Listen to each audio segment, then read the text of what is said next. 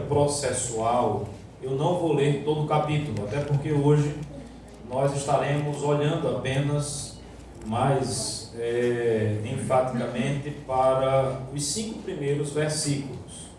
No outro momento nós vamos fazer a leitura completa deste capítulo. Já tenho falado aqui na igreja e fica mais uma vez a orientação, a instrução, que você possa ler esse capítulo em casa, né?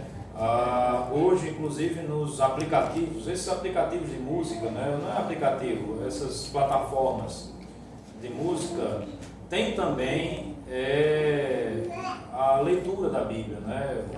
Às vezes o Cid Moreira, tem um outro que eu gosto mais do que o Cid Moreira. Então, ultimamente, inclusive, eu gosto de dormir sempre ouvindo a rádio, né? Eu tenho ouvido, eu parei de ouvir rádio, porque não tem quem aguente mais as notícias e as análises no Brasil, né? Eu tenho dormido ouvindo a Bíblia, né? Boto lá no texto, nos Salmos, o capítulo 40 mesmo eu já ouvi, eu acho que umas 30 vezes, sei lá quantas.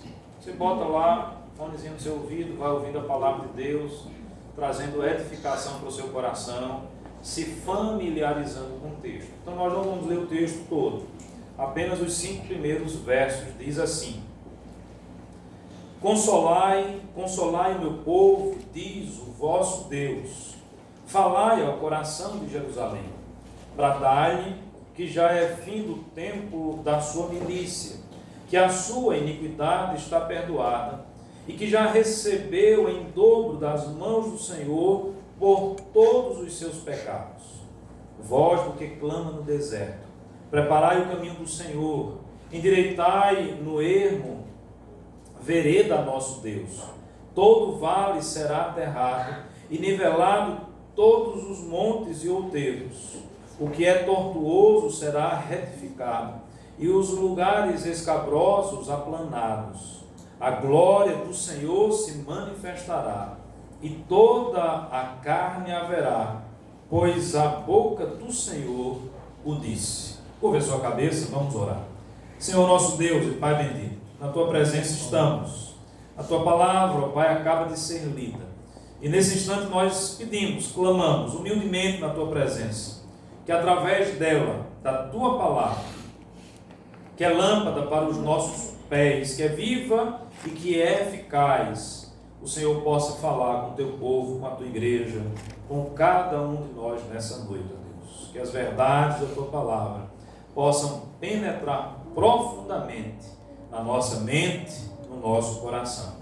Oração que a Ti fazemos no nome do Senhor Jesus. Amém. Amém. Muito bem, irmãos.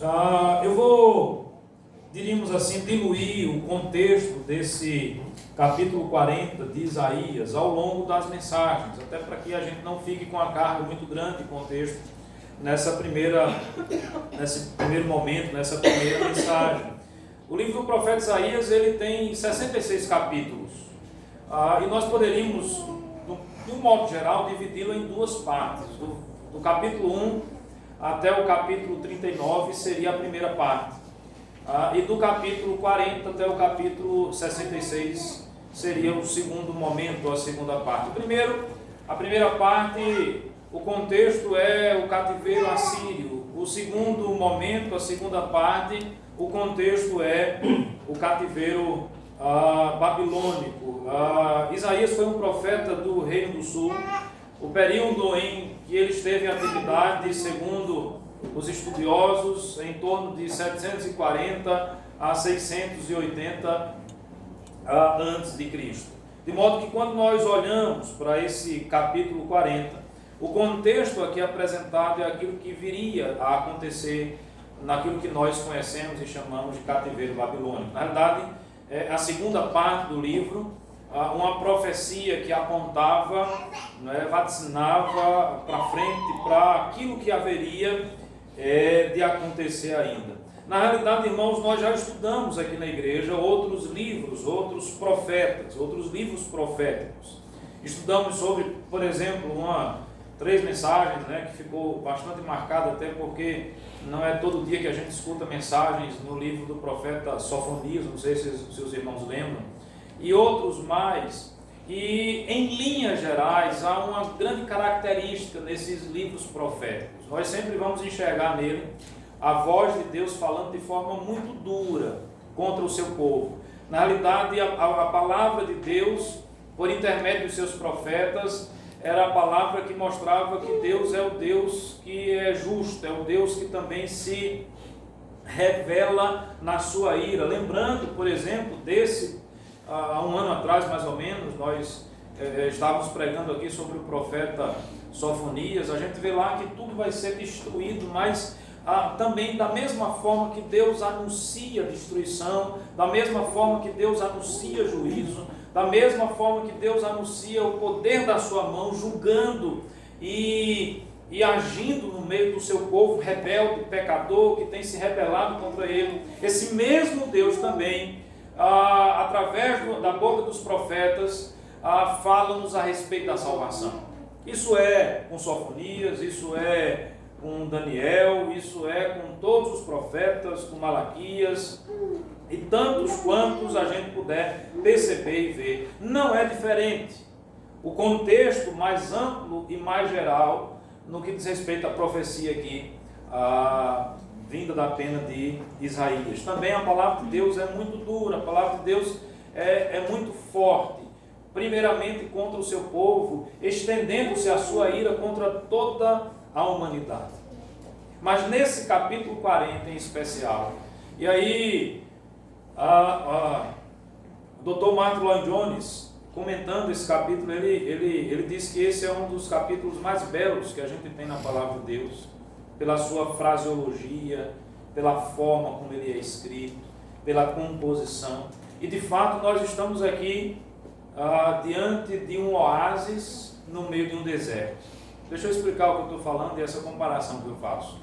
Entenda o deserto como sendo a ira de Deus, a destruição, não é, prometida por Deus. Entenda o deserto como sendo aquele momento de profunda angústia e sofrimento que nós poderíamos ou haveremos de passar diante do poder de Deus, manifesto pela sua ira na vida do seu povo, da família da aliança que tem se colocado rebelde contra Deus.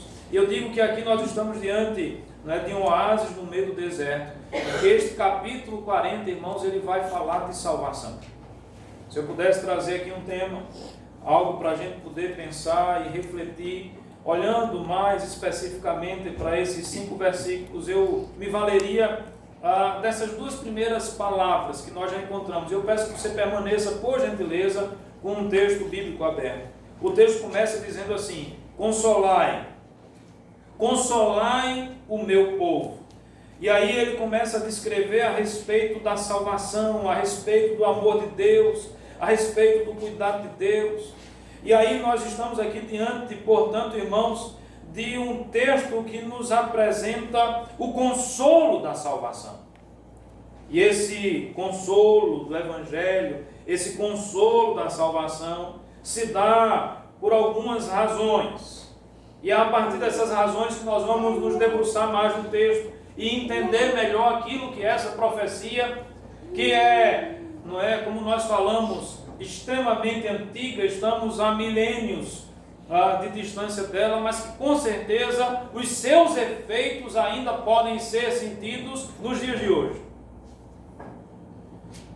Há consolo na salvação. O consolo do Evangelho, da salvação e da mensagem do Evangelho é real. Primeiro ponto que eu gostaria de destacar. Primeiro, esse consolo é real pela origem dessa palavra, pela origem da salvação. Você continua com a sua Bíblia aberta, continue olhando para o verso primeiro. O texto diz: consolai o meu povo. Diz quem, irmãos? Quem é que está falando? Quem é que está fazendo essa afirmação? Quem é que está usando o profeta para falar ao seu povo? Diz o texto: diz o vosso Deus. A mensagem do Evangelho, a salvação, ela tem a sua origem no próprio Deus. Ao mesmo tempo que Deus olha para o pecado de Adão, ao mesmo tempo que Deus condena Adão, ao mesmo tempo que Deus cumpre a sua palavra, dizendo que no dia em que Adão comesse daquele fruto, no dia em que Adão desobedecesse, ele certamente morreria, e ele morreu espiritualmente, ele passa a morrer fisicamente, ele é afastado da presença de Deus. O mesmo Deus que age com justiça, o mesmo Deus que revela a sua ira, é o Deus que já lá em Adão providencia a salvação.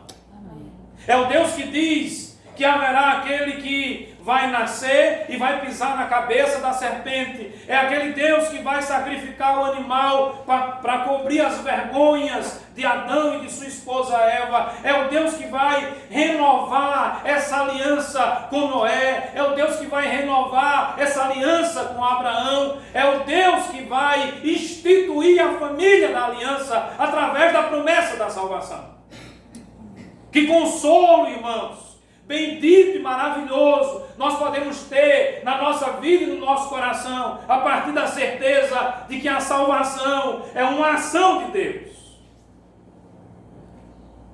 Monergística, unilateral, Deus agindo no meio do seu povo.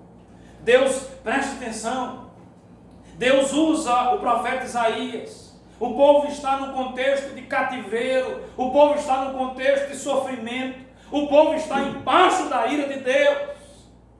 Mas nesse momento a palavra do Senhor é proferida para Israel. Me permita usar aqui essa expressão para a família da aliança. E é a mesma palavra que serve para mim e para você, dizendo: consolai, consolai o meu povo, diz o Senhor. A profecia vem da parte de Deus, a salvação vem da parte de Deus. É Ele quem nos salva. O mesmo Deus justo, o mesmo Deus que demonstra a sua ira, é o Deus que salva. O Messias já é anunciado desde o Antigo Testamento. Deus agora não está mais contra o seu povo. Deus agora, irmãos, não está mais contra nós. Deus agora não está mais contra a família da aliança. Agora Deus é por nós. Agora Deus está a nosso favor. E isso é demonstrado no momento em que Ele envia seu Filho, o Senhor Jesus Cristo, para morrer por nós, para entregar a sua vida por nós. É o Deus da nossa salvação. Eu não sei se você consegue compreender isso, mas essa palavra traz consolo ao nosso coração. Até porque, irmão, se dependesse de nós, provavelmente não, com certeza, nós não conseguiríamos conquistar a nossa própria salvação. A mensagem do Evangelho, ela é um bálsamo, ela traz consolo à nossa vida, porque nós estávamos condenados nos nossos delitos e pecados, porque a ira de Deus se fazia presente na nossa vida, mas o próprio Deus nos amou, o próprio Deus agiu com graça, o próprio Deus agiu com misericórdia. Antes nós estávamos condenados, o Senhor prometeu a salvação. A mensagem do Evangelho é justamente as boas novas da salvação. O mesmo Deus que é poderoso para castigar, é o Deus que é poderoso para salvar. E agora nós somos aqui apresentados a essa face de Deus, ao Deus que salva, salva porque ama, salva porque é misericordioso, salva porque exerce graça na nossa vida. E louvado seja o nome do Senhor por isso. Eu não sei se esse é o sentimento que existe no seu coração, mas quando eu leio esse texto, de fato e de verdade, salta aos meus olhos a expressão aqui descrita no início do verso 1, consolai. O meu coração é consolado. Eu sei que eu estou diante de um Deus justo e verdadeiro, eu sei que eu estou diante de um Deus todo-poderoso, mas o meu coração é consolado quando eu sei também que eu estou diante do Deus da minha salvação. Aleluia, glória e louvado seja o nome do Senhor por isso, porque Ele é o Deus da nossa salvação. O consolo vem, em primeiro lugar, porque a origem da salvação, a origem da palavra, a origem da mensagem é o próprio Deus. Mas um outro ponto eu gostaria de destacar, que vai comprovar esse consolo, que vai que vem da parte de Deus ao nosso coração, quando nós entendemos, ouvimos e compreendemos a mensagem do Evangelho. Verso 2, diz o texto: falai ao coração de Jerusalém. Irmãos, qual a condição dos destinatários dessa mensagem? A nossa condição é uma condição de conflito, de guerra. Veja, acompanhe comigo o verso 2: falai ao coração de Jerusalém, bradai-lhe que já é findo o tempo da sua milícia. Irmãos, nós estamos em guerra espiritual, nós vivemos em conflitos existenciais. Será que eu preciso me esforçar muito para comprovar essa minha fala e o que o texto bíblico nos ensina e nos mostra? Irmãos, o pecado tem nos destruído, o pecado tem nos afetado de maneira tal que a nossa natureza agora caída é uma natureza em conflito, é uma natureza rebelde diante de um Deus soberano, Criador, é uma natureza rebelde diante de um Deus que é santo. Veja, ele está falando para a família da aliança. Judá, o rei do sul, o rei do norte, mesmo sendo portador da revelação de Deus, vivem em conflito. Essas pessoas estavam sofrendo, vivem em pecado, vivem em desobediência a Deus. Eu pergunto, será que não é assim também nos nossos dias? Será que nós também não vivemos em pecado? Será que nós também não vivemos em conflito? Mas aí, irmãos, a palavra do Evangelho, a palavra da salvação traz consolo, primeiro pela origem, segundo, porque ela traz paz ao coração aflito, ao coração do pecador. Porque essa expressão aí, inicial do verso 2, falai ao coração de Jerusalém. A ideia aqui, irmãos, é a ideia de alguém que fala com candura, de alguém que fala com amor, de alguém que vai trazer uma fala, uma notícia, que vai alentar, acalentar, tranquilizar o nosso coração e a nossa existência. Será que nós não precisamos de paz, irmãos? E eu não falo do ponto de vista apenas de guerras entre as nações, eu estou falando do seu coração, eu estou falando da sua mente, eu estou falando dessa guerra que muitas vezes é travada dentro do nosso coração. Eu estou falando dos nossos conflitos existenciais.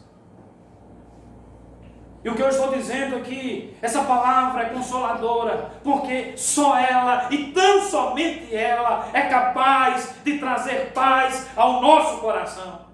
É capaz de trazer paz ao coração aflito do ser humano em pecado. Mesmo aquele que conhece a Deus continua pecando. Mesmo aquele que compreende as misericórdias e a graça de Deus continua em pecado, continua em conflito. Essa guerra é constante, irmão. Essa guerra só terá fim no dia que o Senhor Jesus voltar. No dia em que tivermos a nossa natureza transformada, o nosso corpo transformado, e estivermos eternamente na presença de Deus. Até lá estamos sob a paz química, até lá estamos em conflito, até lá vamos viver perturbados, até lá vamos sofrer, até lá nós vamos chorar, até o dia em que Cristo voltar, angústias poderão tomar conta da nossa alma, a nossa mente pode ser inundada pelo pavor, pelo medo, pelas aflições, mas quando nós ouvimos a mensagem do Evangelho, o nosso coração haverá de gozar paz e tranquilidade na presença do Senhor, porque o Deus que tem poder para castigar está dizendo a mim e a você nessa noite: eu também sou Deus da tua salvação. Amém. Tranquiliza o teu coração, meu irmão, que a paz do Senhor possa nos inundar de tal forma que possa trazer tranquilidade ao nosso coração, serenidade ao nosso espírito, à nossa mente. Deus, Ele trabalha dessa forma, irmãos. Infelizmente, talvez essa não é uma realidade só dos nossos dias. Quem gosta de estudar história haverá de perceber isso ao longo dos anos. O homem sempre vai buscar essa satisfação, essa busca pela paz em tantas realidades da vida. No dinheiro, na ciência, na educação, seja lá o que for. Algumas falas e discursos até bonitos. Mas a mensagem do Evangelho diz que a solução repousa única e exclusivamente no Senhor Jesus. Só Ele pode trazer paz ao nosso coração.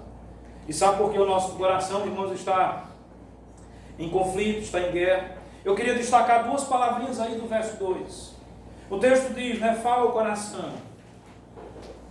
Brada, grita, fala alto.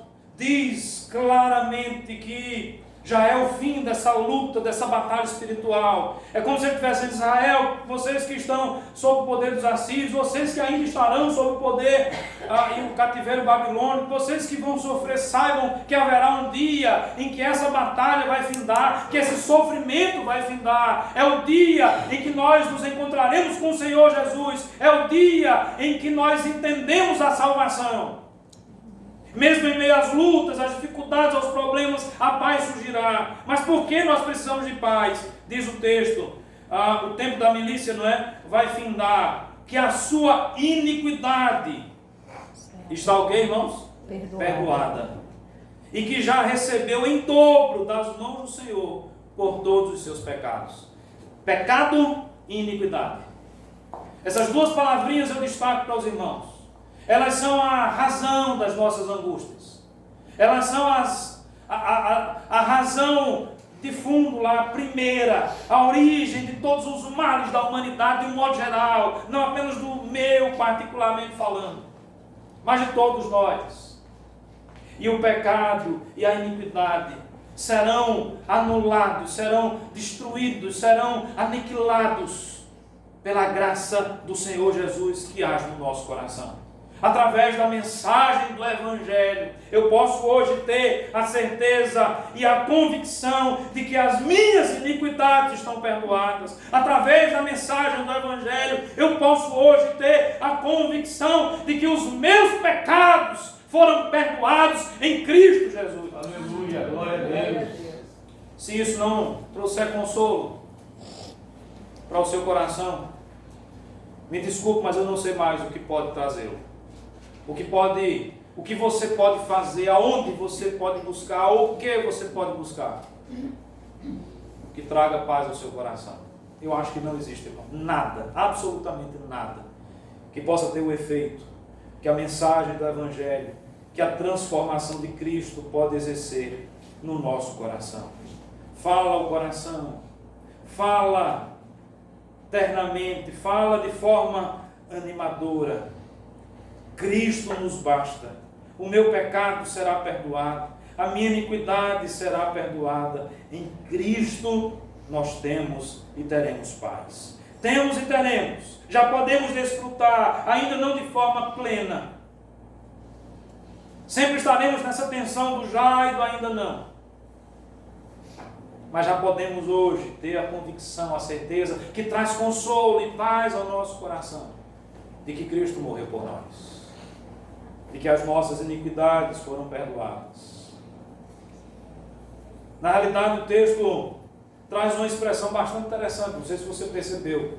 Ele diz que nós vamos receber em dobro das mãos do Senhor por todos os seus pecados. Aqui, irmãos, eu queria tentar entender, junto com os irmãos, esse texto, lembrando, né, de Romanos capítulo 5, verso 20.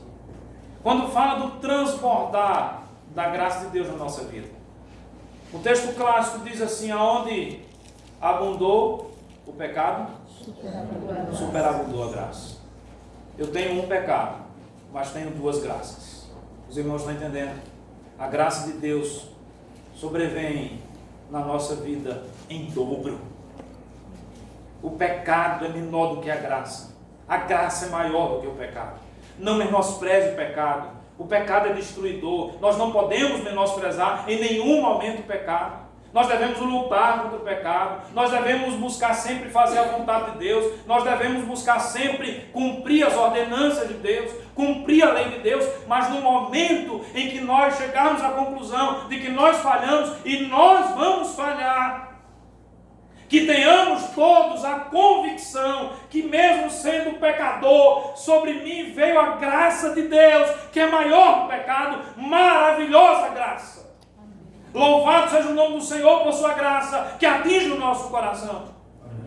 Recebemos em dobro da parte do Senhor, nosso Deus.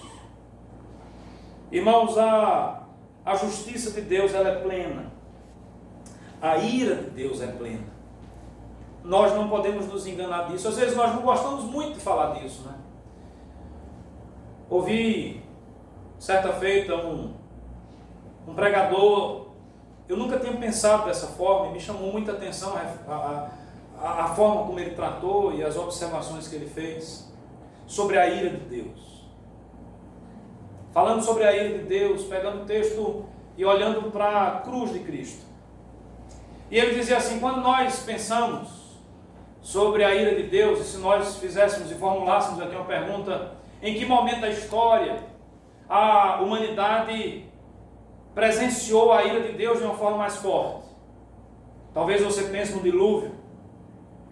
A ira de Deus ali foi demonstrada. Talvez nós pensemos em Sodoma e Gomorra. E ele disse não. O momento em que a humanidade mais provou e percebeu a ira de Deus foi no momento da crucificação de Cristo. Lembra que uma das últimas palavras de Cristo foi: Pai, se possível, passa de mim esse cálice. A expressão cálice, ela está associada ao juízo de Deus. Sodoma e Gomorra experimentou uma gota do juízo de Deus. O dilúvio e as pessoas que viveram naquele momento, eles experimentaram talvez uma gota da ira de Deus. Israel, tanto o reino do norte como o reino do sul, nos mais variados momentos da história, sob o poder dos assírios, sob o poder dos babilônicos, em qualquer outra circunstância talvez tenha experimentado uma gota da ira de Deus, mas na cruz de Cristo, Cristo bebeu o cálice da ira de Deus. E ele fez isso, irmãos, para que a justiça de Deus fosse plena naquele momento. Ele sofre, e o sofrimento não foi pouca coisa não, foi intenso, tanto é que ele exprime isso diante de Deus, ele expressa isso diante de Deus. Ele disse: se fosse possível, Senhor, que o Senhor afastasse a tua ira, o cálice da ira de mim. Deus em Cristo ali recebe toda a ira de Deus recai sobre o Senhor Jesus, e é na cruz de Cristo que os nossos pecados são enterrados. É pela cruz de Cristo que nós hoje não recebemos mais a ira de Deus, mas podemos ter a convicção, a certeza de que nós somos salvos, e louvado seja Deus por isso. Amém. Que alegria, que consolo, que bálsamo para o nosso coração. Meu irmão, você pecou, se entristeça pelo pecado, confesse o seu pecado diante do Senhor, mas saiba que a graça de Cristo nos atinge. Saiba que a graça do Senhor Jesus é melhor do que a vida. Saiba que não existe nada comparado à graça do Senhor. O pecado é horrível, o pecado é a parte feia, a graça é a parte bonita.